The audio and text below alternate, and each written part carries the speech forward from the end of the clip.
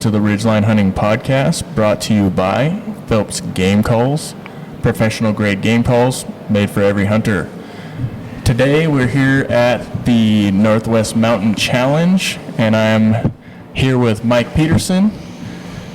And Dustin, how you doing from Rugged Arts? I'm doing good, man. And excited. Yeah, we actually have a new unit here, so bear with us if it's... It's dope. I'm gonna have to get one of these. That's the Zoom.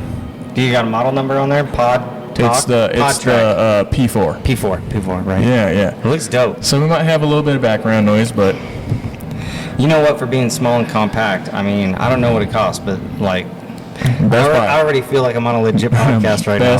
Best Buy. I think they're like $250. So thank you, Sandana, for letting us use the mobile unit. Totally, thank you. I really appreciate it. Well, Speaking of Sandana, I thought it was like he couldn't come. It was more or less because it's Father's Day weekend. Yeah. So his girls really wanted him home. So I sympathize with that. Yeah. So I get it. Yeah. It's not that big of a deal. Hopefully he'll be able to come out for the Stevens Pass shoot. So we are here at the Northwest Mountain Challenge. We're here at Hoodoo. We're in Oregon. For all of us, we had a bit of a drive to get here, but man, it was worth it. It was cool. And we're going to jump right into our morning. I mean, you guys, okay, so I think we should like back up a little bit to our arrival. Oh my gosh. Because you guys got in super late. Yeah. Like, I even tried to prep a site for you in that, like, I just found an empty piece of pavement. So we were, Mike and myself are tenting it up, and there is hardly anywhere to set up a tent unless you want to like go on a hike. There's so many people here. Yeah. And so we're on the pavement, and it's just windy and rainy and everything, so we're trying to like secure our tent down in just the gnarliest weather, and it's just blowing all over the place. It's nuts.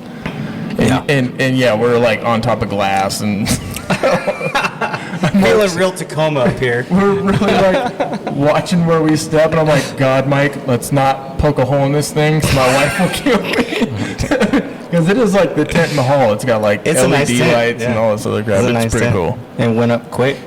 Yeah. I mean, I wasn't there for it, but it's got the articulating poles, so it goes up fast. So you guys got in late. Yeah, so we got in, around 11 o'clock or something like that. It was like on the money. It was fairly late. Yeah, it was like 11:30. And then, people are firing up their trucks at 5 o'clock in the morning, so I think we're up at like 5:30 or 6. I woke up at 2 to do streaming off the tent. It sounded like someone peeing next to my pop-up. and I was like, what is somebody doing right there? I had to pee now too, so I got out. I'm looking out the door like, nope. I was hoping maybe it was a deer or something. No, nothing there. So I went out and peed and went back to bed. But yeah, last night was fun. I actually got some pretty good sleep. It was for the short amount of sleep that I got. I slept pretty good. So yeah. It's always funny to me to like. I don't know if you go through this too, Mike, but when I do stuff like this and even hunting trips, I'll get like 5 hours of sleep, 4 hours of sleep, and I feel refreshed. But if I'm at home and it's the work week and I get 4 hours of sleep, I'm like, no, leave me alone. 4 more hours, please. Yeah, I might be calling in. Yeah, I might be calling in. Because you're doing something you enjoy instead of you. Yeah, that could be part of it. The excitement.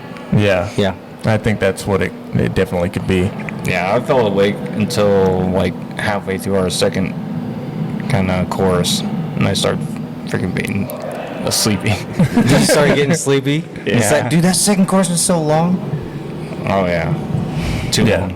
It was a long one. So let's talk about today. Yeah. So we got up, had breakfast, got together. What did you guys have for breakfast? Because we had oatmeal.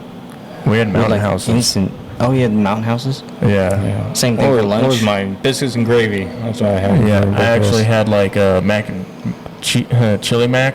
Oh yeah, dude, that's good. Yeah, it lasted about 10 minutes and it was coming out of me. It's so bad. It's so bad. I was like, oh, dude, I got the bubble guts. Yeah, both of us. Yeah, We're crapping it up for sure. I had toilet paper in my bag, so if you needed it on the hill, you could have just let me know. You didn't have to hold it in or nothing. Yeah, that was pretty fun. But so our first course this morning was at 9:30, and it was the Hoyt chute. And we didn't actually know this, but coming to find out, it was like the easiest one. Yeah. Oh yeah.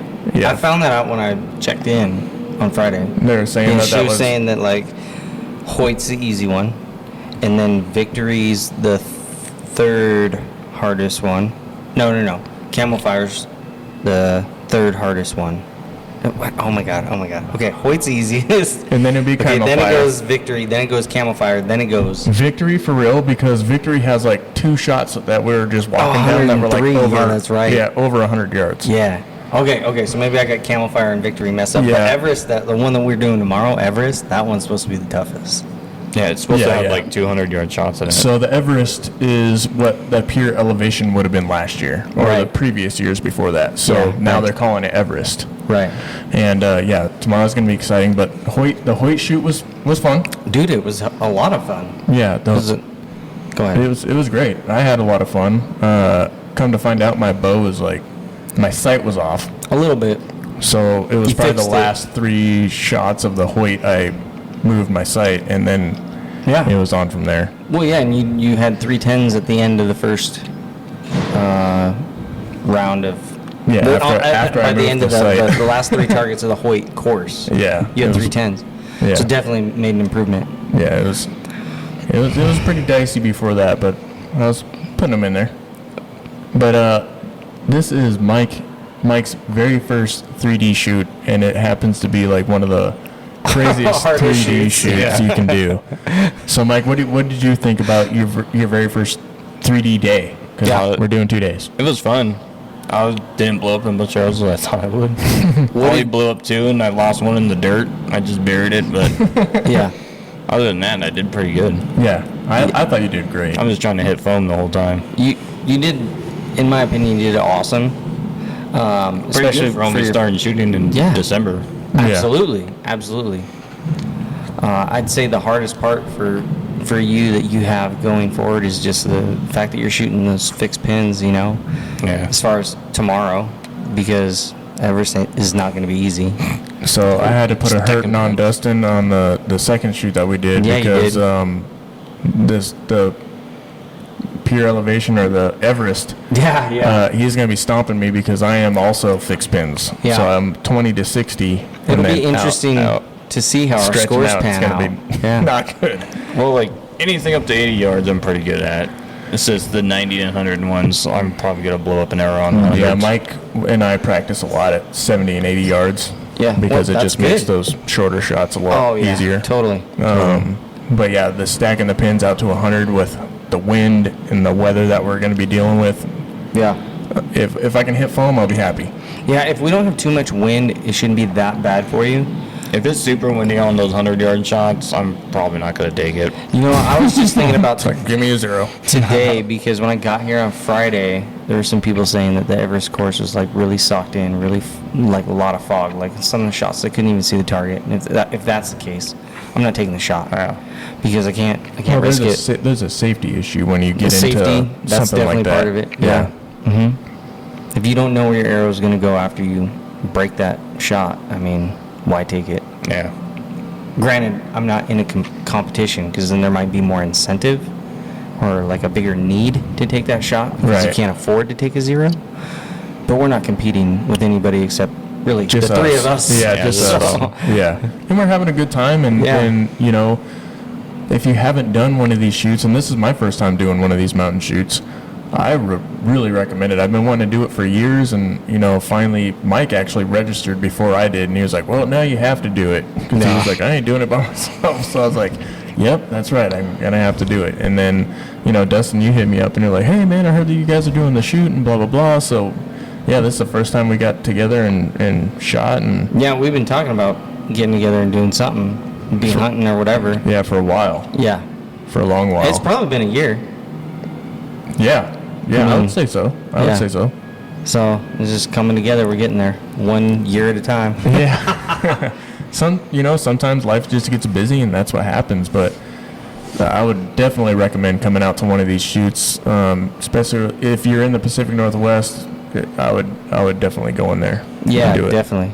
Because what is there's Tamarack in Idaho. Yeah, there's Tamarack, there's Hoodoo, there's Stevens Pass, And Helena. Montana. Montana. Those are four. Yeah. Yeah, And yeah. Stevens, I heard that you have to do it if you're doing competition. So there's gonna be a shit ton of people that Well, Stevens. there's a misconception there, or a misconception there, because it's the best out of 4. In other words, You so if can you're take a competing, 0 if you wanted You could to. take a 0 if you shot really well at Helena and Tamarack and Hoodoo. You wouldn't need to go to Stevens. But I read somewhere that they did a post that Stevens is one that you have to compete in. Really? Yeah. Oh.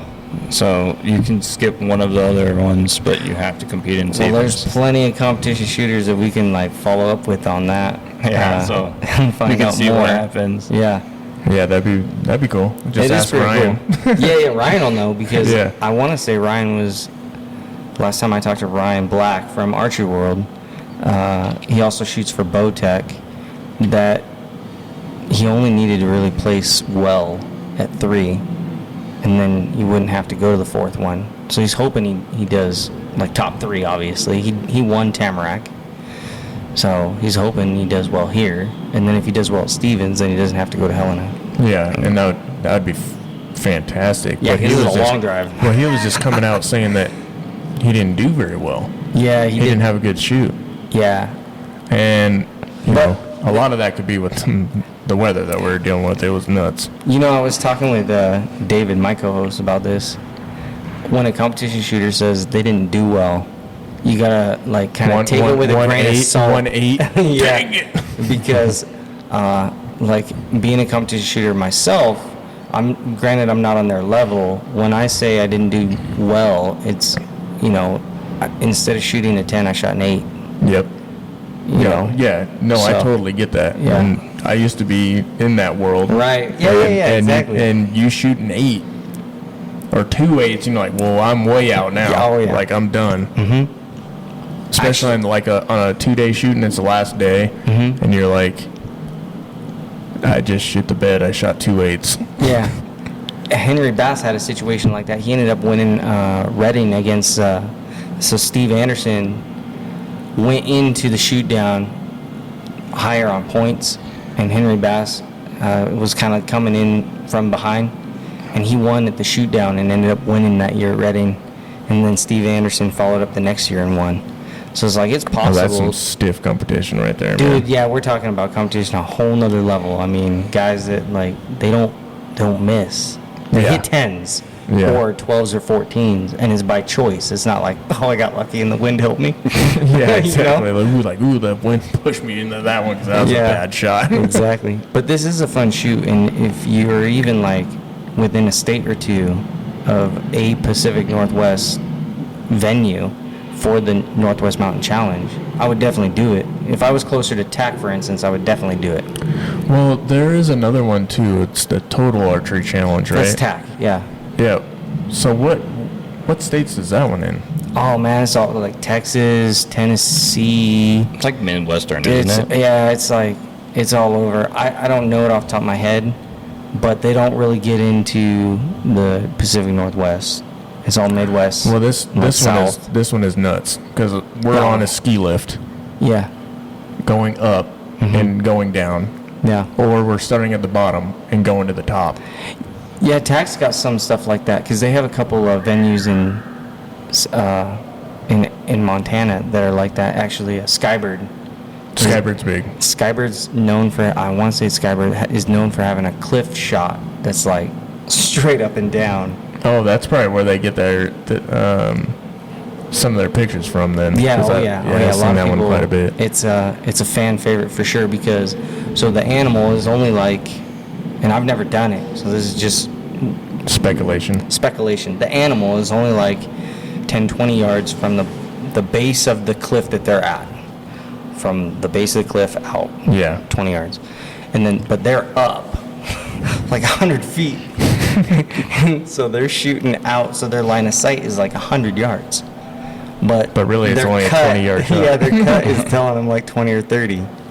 That's crazy. That'd be awesome. That'd be something. Like, well- imagine how big your pin is in comparison To the target. to your point of aim. Yeah, your target. It's like, well, my pin's covering the whole animal, so letting her fly. Right. Yeah. Exactly. My question for you, Mike, not to go away from where we're going there, but No, it's fine. I'm really curious to know what you thought of the different aspects to the shoot just today. Like, to say that it's awesome and it's fun is great, because it is. But like, what did you think of the hike? Was it too hard? Was it difficult? Treacherous at times? And I wouldn't say really treacherous or difficult. It was just when people are coming up behind you, you kind of feel rushed.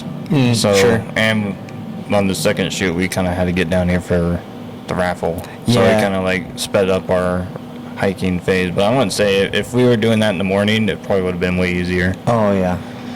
And like other aspects, like I don't practice shooting directly above me a whole lot. So I've been sucking on those today. Well, I mean, it also so in a hunting scenario, to be honest, this is the best 3D you can go to that's going to put you in hunting situations. Sure. Because a lot of 3Ds, I mean, a lot of them we've already shot at a million times, like this one is completely different just because there's, long downhills, huge uphills, shooting off cliffs. Cross valleys. Yeah, cross valleys. Yeah. Side hill stuff is more extreme. Yeah, a lot more extreme just because it's couldn't even tell you how steep the slopes are, but it's intense. Yeah. Well, and then there's the hiking aspect too. Like you're climbing over logs and climbing up logs to get to Yeah. a vantage point to shoot. Freaking dashed up my leg. But over it the tells you what Right. you're not that great at Oh, to where yeah. you can go home and practice that. Yeah. It's like, man, I really need to practice shooting uphill because I suck Yeah, at that. that's definitely me. You know what you could do? But You could set his 1/3 scale. oh my gosh, on top of the we'll house. get into that. Hold on, we'll get into that. So we finished up Hoyt. Yeah. Hoyt was great. It was. Dustin smashed on all of us. And then we get into our next one, which was the camo fire shoot, and that was 25 targets. So the Hoyt shoot was 20 targets. We all shot pretty well. And then the next one was camo fire, and camo fire was 25 targets, but it seemed like it was 30 miles. Yeah, that's Am I wrong? Am I wrong? It felt really long. Oh my gosh, we were at 14 or 15, and we're like, holy crap, we're not. We were at 12? 8. We were at 8, and I was like, God, this is gonna take forever. We're not even halfway down, and we have to get to these raffles that we just spent all this money on. I figured out that we were on the lift to go up to Camo Fire at 2:45. Oh, okay. So it was a Yeah. little bit later than what. It was. 'cause I thought it was I thought it was around 1:45, so it was like an hour later than what we Oh, actually thought. man. But even still, that So course it's was like still 5 super hours. long. Yeah. Well, actually, even before we got into camo fire, Dustin actually did some novelty shoots, and there's a 103-yard shoot at a Sasquatch, and it's like a hanging tennis ball. Yeah. And the wind was so bad that tennis ball would start swaying around. Oh, you could see it moving 5-6 inches side to side from Yeah. 103 yards. That's noticeable. And he just missed the dang thing. Yeah. It was it was a close shot. We It got was. some good video of it, and hopefully everybody will be able to see that video here soon. But I got a picture of it at least. it was awesome. Yeah. And I was like, hey, talking to the kids that were kind of running the thing, I was like, hey, if he cuts that string down there, how many tickets does he get from this raffle? Yeah. Because it was close. Yeah. I wish I'd hit that string because he was like 10. 10 tickets. Deal. Yeah, that was pretty cool. And then, yeah, we headed up around 2:45 and started shooting the camo fire shoot, and it was long. We didn't get back to the thing till 7. Yeah, I'm not sure how many miles just that one was, but in total today, we almost put in 10 miles. Yeah. Yeah, it was a lot more than I thought we were going to put my old man through. Just from walking from the just now, my watch says 10.31. So 10 miles. Just walking to our tents and stuff afterwards. Oh, wow. So we hit 10 miles today, but I think up there we're right at like 9.5 miles. Yeah. Yeah, that's crazy. And that's not even because the parking lot is big. That's just because we were all over the mountain. I mean, Oh my gosh. The Camel Fire one was like 1,000-yard zigzags to each target. yeah, it was a lot of switchbacks for real. I wouldn't say that I didn't like it though. It was a nice hike. I just kind of felt rushed because we wanted to be back in time for raffles. If I had known it was going to be that long, I probably would have suggested Victory. Only because it Yeah. would have been shorter. It would have been And- 20 targets instead of 25. And tomorrow I might not even shoot that. You don't think so? Dude, my knee is hammered. Oh, man. It's hammered. Yeah. But we'll see if we'll see how I sleep and then You do what you do. how I get up and get going. Right. I mean, Dad's not doing it. He already told me. He was like, He's- you guys he's- are on your own in the morning. He's taking the nap. Yeah, he's gonna sleep he's in. gonna sleep in. So that's fine. I was surprised when he said he wanted to come with us because I didn't know how long it was gonna be. I just knew it was 25 targets, so I didn't know that it was gonna be a 4-hour hike. Yeah, it was definitely a 4-hour hike. We were all over the mountain. I did like the Hoyt compared to Camel Fire. Hoyt was definitely like a good warm-up course. Like if you're gonna say it's the easiest course, I kind of feel like that downplays the purpose of the course. For instance, like Yeah, no, I totally agree you got with stages, right? They I kind totally of prep agree. you. Yeah. It's a good warm-up course, and so we Mhm. did a good course today. And like I said, if I'd have known how long that Camel Fire course was, I would have opted for Victory instead. that. Oh yeah, Yeah. yeah. Well, yeah, because it just took forever. Yeah, because now tomorrow, if we shoot both the Everest and the Victory course, we're only shooting 35 targets. We shot Yeah, total. 45 today. Yeah, Yeah, that's a lot. it's a huge difference. Oh yeah, but I'll bet you that the mileage is the same or near it because we're going to I do would at say least so. 5 miles for Everest. Yeah, Everest is 5 miles. That's Yep. what they said. Yep. And then we saw most of Pure Elevation in. You mean Victory? Oh yeah, Yeah, sorry. yeah. Victory's like Victory. straight down the hill. It's straight downhill, and the shots are freaking long. I really want to Heck. shoot that elk. It's 105 yards. Yeah, oh my gosh. Yeah, I'd pass on that. That's deep. I'd send it. I thought that guy hit it in the middle when he was Yeah, he's like, all yeah. excited. Here. Like, what happened? I hit foam. All right, dude, right on. That was great. I was like, are you stacking pins? What? No. Like, what the heck? He's so. Come on, man. You got a mover, and you're like, yay. I mean, I'll be happy if I hit foam. I ain't gonna lie. I'll be hoping for an 8 ring. Well, dude, yeah, laying down elk. That one's gonna be pretty rough. Yeah, it's long and it's slightly uphill, but the part about a long shot like that is not even the uphill part of it. It's the fact that anything. Okay, so you guys sighted in your bows for 20 yards, probably, right? That's Yeah. like your bottom, right? Okay, so times that by 2, and that's 40. After 40, your anchor point has to start changing to keep your peep in proper alignment with your front sight. So you may not recognize it or even realize it, I should say. But when you're shooting at like 50, 60, 70, your anchor point is actually dropping down. Well, so not the if you peep is coming. not if you use your hips. No, even if you use your hips, dude, because hips just has to do with your total alignment as a triangle, okay? We're talking about the peep in relation to the front sight. Yeah. Yeah. So it makes those longer shots a little difficult. And sometimes you'll see shooters will have like 2 anchor points tied onto their bow. Oh, like little kisser Little buttons. kisser buttons. They'll have like 2 kisser buttons. In extreme cases, I saw one guy, he had 2 peeps. I was like, that's cheating. Dang, how would you Yeah. tie that? That would be a hard tie-in. It'd be a weird tie-in, but I haven't seen very many. I've only seen like 2. I would like to see how that works. I'm Like, like, I'm gonna have yeah. to pick that up and let me see how that works. Yeah. But that's what makes those long ones hard. And then for you guys, because you're Stacking. you're stacking and you're Yeah. trying to figure out that peep alignment, you know. That one's rough, man, especially Yeah. on. So to be honest, we had a couple skyline shots, which we would never do in a hunting scenario. Yeah, I wouldn't. Yeah. But we were stacking pins on a couple of them, and you're stacking it into no man's land.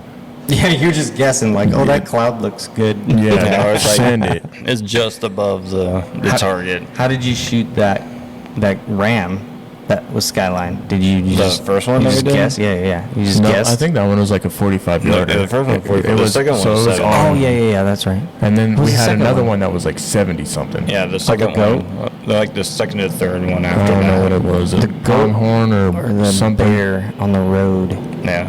I mean, he wasn't really skyline. It wasn't skylined, and there was like trees and stuff behind him, so you can kind of pick out like Sure. a little knot on the tree or whatever. Yeah. When it's like wide open sky, it's like, Yeah. what'd you shoot that for? I don't know, dude. I don't remember. And I don't know if it happened to you guys, but when I was shooting that one that was skyline, it kind of felt weird because there's nothing behind it. Yeah. Like, so when you shoot it, it's like, well, it's just like sending a bon voyage to the arrow if you miss it. So I'm like, Yeah. Bye bye. Yeah. So it once, gets like- once you hit that button, it's full send. It's commit. yeah. Hey, what's up? want us out. Oh, do they? Oh, okay. Oh, that's why they're looking at us. All right. Yeah. Oh no, it's Yeah. okay. I'll close this up and we'll be ready to go. Yeah. Yeah, no problem. Well, We just got the boot. yeah, we just got the boot out of here, but I mean, We can continue this elsewhere if we need to, if you want to. well, I mean, we're pretty much done. I mean, and then we can talk about our stuff tomorrow, and Oh, yeah. that'd be good to go. So, Okay. yeah, we'll wrap this up tonight, and we'll talk a little bit more tomorrow after we do Everest. for sure. And then we'll also talk about what actually went down tonight because The raffles. that's right. The Yeah, we're gonna raffle, talk about the raffles tomorrow, So we'll talk about that tomorrow. So that will actually be on a separate podcast, so you guys will hear that the very following week, at least for our podcast here at the Ridgeline Hunting Podcast. But yeah, everyone have a good one and get out and shoot those bows. Yeah, for real.